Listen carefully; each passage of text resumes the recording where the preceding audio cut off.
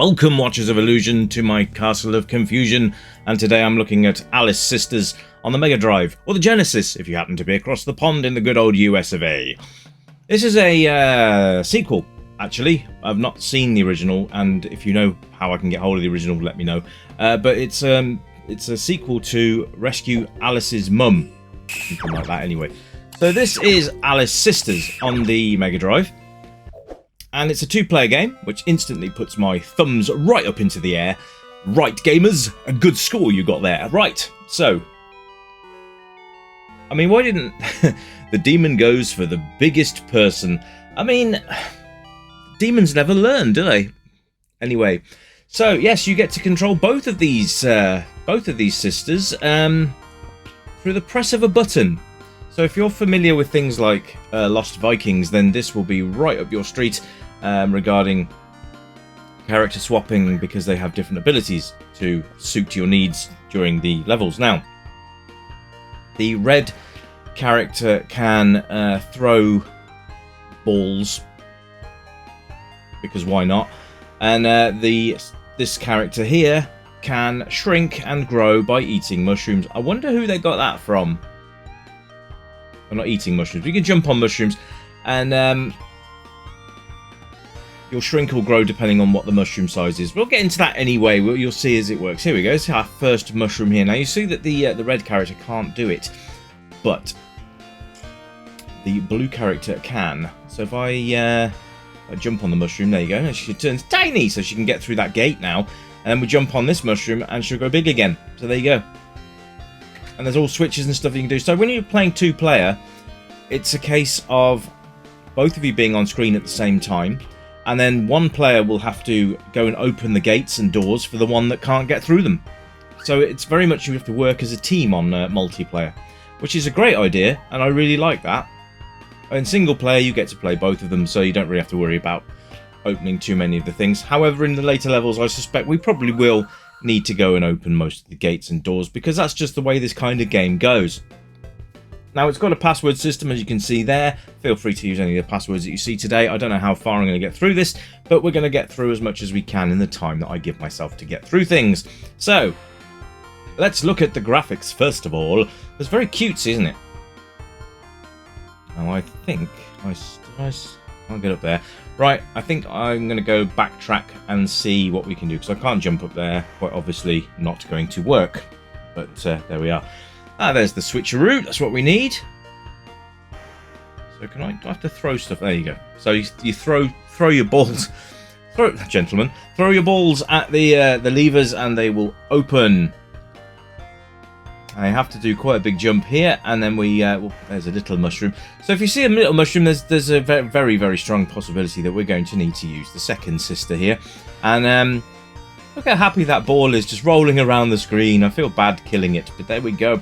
Now, there's no score here, so it doesn't matter if you kill them or leave them alone, quite honestly. Very simple UI, actually. So we've got up in the top left, you've got how many hearts you've got, which is how many hits you'll be able to take before you lose all of your lives. So yeah, basically, don't lose all 3 of your hearts. You'll have these checkpoints as well, with a lovely little animation there. And if you do die, you'll restart from that point, which I think is quite nice. So that's always a good thing. The game itself is lovely. The graphics on the sisters themselves are really cute. And all of the backgrounds and stuff. I mean, this is just a very, very nice game to play, and it's going to appeal to the younger generation due to the graphics of the game. I wouldn't necessarily say that it's going to be massively hard, but I don't think it's going to retain this difficulty setting very long. Now, you can change the difficulty settings in the main menu, so if you want a bit more of a challenge, stick it up to a bit higher than I've put mine on. But I always put mine on easy, because then at least I can give you a little bit more of the game and we can get through it together. So, yeah, that's why. But, yeah, difficulty settings will make the longevity of the game a lot better. So, get in there and see how you get on with hard settings. I'm not sure what the differences are, to be honest, but I imagine that the game will be significantly harder. Right. So you can see she moves slower when she's small as well. just taking note of the backgrounds here. Look at how nicely, smoothly animated the backgrounds are. Nice scrolling there. We need her to get up on 10, and that will open up the passageway there. Great stuff. So there we are. These little roly balls are so cute. Look at them, they're smiling, and now they're not. But yeah, really nice premise of a game. It's very much the sort of thing that you'd expect on a Master System, but it worked well for the Mega Drive. It's also on, I think it's on the Game Boy Advance as well. I'm not sure if it went to Dreamcast. I know the original game was on Dreamcast, but this was released on a few systems. But you know, a little bit of googling, you'll find that out. I will provide a link to the developer's website, so you can go and have a look at the game itself. It does come in physical media as well as digital, so that's cool. We always like a bit of choice and variety, so that's a massive thumbs up as well from me. So excellent stuff there. You can kill enemies in one of two ways. You can either jump on their heads, Mario style, or you can throw your balls at them, gentlemen. So yeah, there's multiple ways of doing things. I like the way that you have to use both characters. There's no way around that. You need to have... In fact, I'm probably just going to keep her small now. Just use all the big stuff for the big girl, and use all the small stuff for the small girl. That makes perfect sense to me. Anyway, we've got another key, so we can go through this door and activate this switch here, which has now collapsed that platform above, which is great. Now she's too small to jump up, so we're going to switch to the other girl. So you can see how easy it is, just literally at the press of a button, which might as well bring us onto controls, because why not? So the controls are very simple. You've got up and down, left and right is your main controls, and then you've got A button, which switches your characters over, and your C button, which will fire your balls, and B, I think, is jump. So there you go. That's a really simple layout, and you don't need anything else. So those of you 6-button pads like me, you don't have to worry about any extras, which is always nice. And it's just a really, really nice little game. I mean, graphically, yes, it looks more like it's designed for children, but do you know what? The difficulty level, I'm sure, is going to prove me wrong, and we'll say that it's probably going to be a lot harder as the game goes on. So the learning curve appears to be fairly good. I've just lost a life. There we go. So we're going all the way back to that checkpoint. Yay! At least it wasn't too far away, I suppose. So that's nice. It's got some sort of aspects of Sonic on here. I think the graphics remind me of Sonic 1 on the Master System.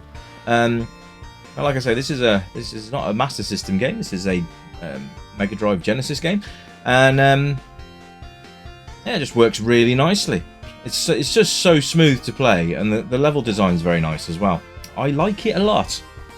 It's going well, and you know, I like platform games anyway. But yeah, nice to see a new one. Released in 2022, I think. So not as new as normal, but it's new to me, so it's new. I like it. The whole sort of having to hit switches and switch between characters to get through the levels is a great idea, and I think it's worked very well. The way it's been implemented. There's a checkpoint. Great stuff. So we are already small. So we've got to get.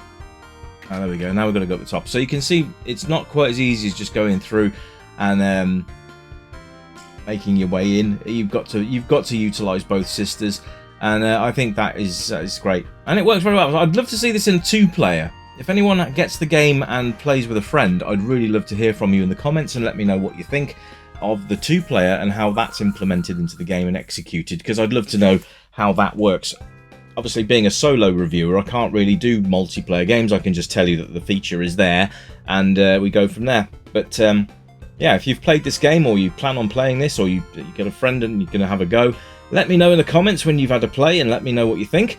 It's always good to have feedback from you as players as well as fans of the channel. So thanks very much as well for all of your subs. Thanks very much for all of your support and kind words over the last 6 months. It's not been an easy time of things. I'm starting to get my mojo back as far as actually motivation goes for life in general. It's never easy losing a parent, but at the end of the day, you know, you do have to sort of crack on with it and sort of get back into what you enjoy. And I love doing this channel, but the inspiration has just not been there lately, but it's coming back. So I'll always try and put something out for you, whether it's a review or an intro, or do, you know, put another Amiga demo up. I got flagged for that demo because there's a bit of a rude scene which I completely missed the first time I put it up. So yeah, that's 18 only now. which is great. That's my first 18 only content on the channel so far, since what, 2013, something stupid like that. I know it's been a long time, and I've never been flagged for inappropriate content before. So there we go. So it's an 18 only demo. So take note, little children, you cannot watch it. So yeah, that was interesting.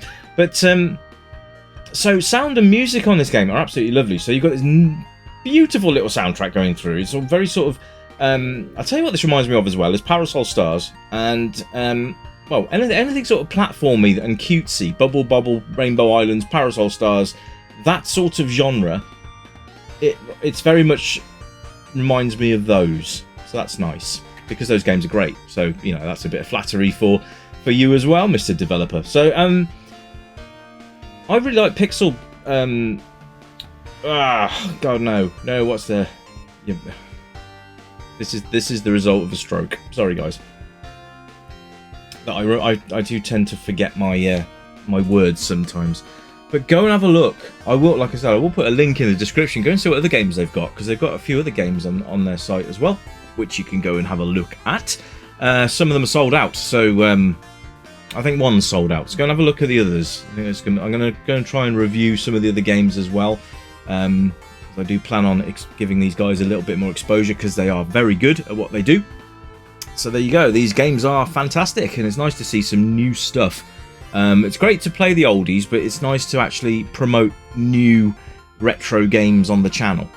And I've noticed that a lot of PC games these days have also got that retro aesthetic to them, which is really nice to pay homage to the to where we all came from in our gaming history. Of course, if you didn't play retro games when you were growing up, then welcome to the real world, ladies and gents. Let's hope you enjoy it and stick around, because it's a great place to be, retro land. But yeah, the Mega Drive does a great job of handling this game. Nothing too taxing for it currently, but that's not to say that later on in the levels there might be. I don't know. We're just going to plow through. Going to give it a few more minutes, and I'll wrap up the review shortly so you can actually hear the music and sound for yourselves. Difficulty level, pretty much any. You've got, I mean, difficulty, sort of playability is definitely there. That ties in with difficulty, I suppose, because you've got the options to go easy, medium, or hard. So you've got those options as well. Replay value, absolutely. I would come back to this game even if I finished it, because it's just such a delight to play. So really nice job here. So nice to be bringing something that not many people have seen to the Mega Drive. So I will wrap it up there, folks. I hope you've enjoyed the review, and I will be back soon with something new for you. In fact, I'm going to get off here now, and I'm going to start to look through my collection and see what else I can do coming next. But until next time, my friends, you keep it retro, and as always, it's bye for now. Bye-bye!